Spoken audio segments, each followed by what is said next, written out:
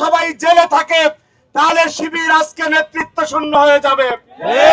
শিবিরের অনেক নেতা কর্মী জেলে থাকার কথা, কারণ 5 তারিখের আগে তো আপনি অপরাধী ছিলেন। 5 তারিখের পরে আপনাদের আজকে শিবির রূপে আবির্ভূত হতে দেখেছি। প্রিয় উপস্থিতি, আমরা দেখেছি 5 তারিখের পরে চট্টগ্রাম বিশ্ববিদ্যালয়ে যেখানে নিয়োগের প্রয়োজন ছিল না, সেইখানে জামাত লালিত প্রবেশী 1 বছরের মধ্যে 250 নিয়োগ দিয়েছে শুধু জামাত শিবিরের নেতা কর্মীদেরকে।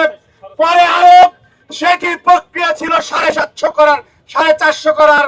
সুতরাং সেই যে মাপ করে নিয়োগ দেওয়া, মপবাজি করে সিদ্ধান্ত পাল্টে দেওয়া, সেই মবক্রেসি ওনারা মিরপুর কলেজে প্রতিস্থাপিত করতে চেয়েছে।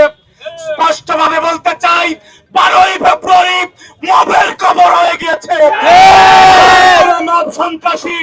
আমরা দেখেছি যে আওয়ামী লীগের যে চরিত্র, সেই বেহায়া চরিত্রের প্রতিফলন আপনাদের মধ্যে।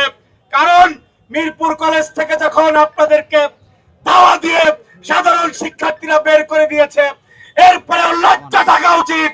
আর কোথাও যদি এই মব সন্ত্রাসীদেরকে আপনারা দেখেন, ছাত্র দলের উপরে, ছাত্র দলের নেতা কর্মীদের, রাকিব নাসিরের পক্ষ থেকে স্পষ্ট বার্তা, এই মব সন্ত্রাসীদের ঠ্যাং ভেঙে দেবেন ইনশাআল্লাহ।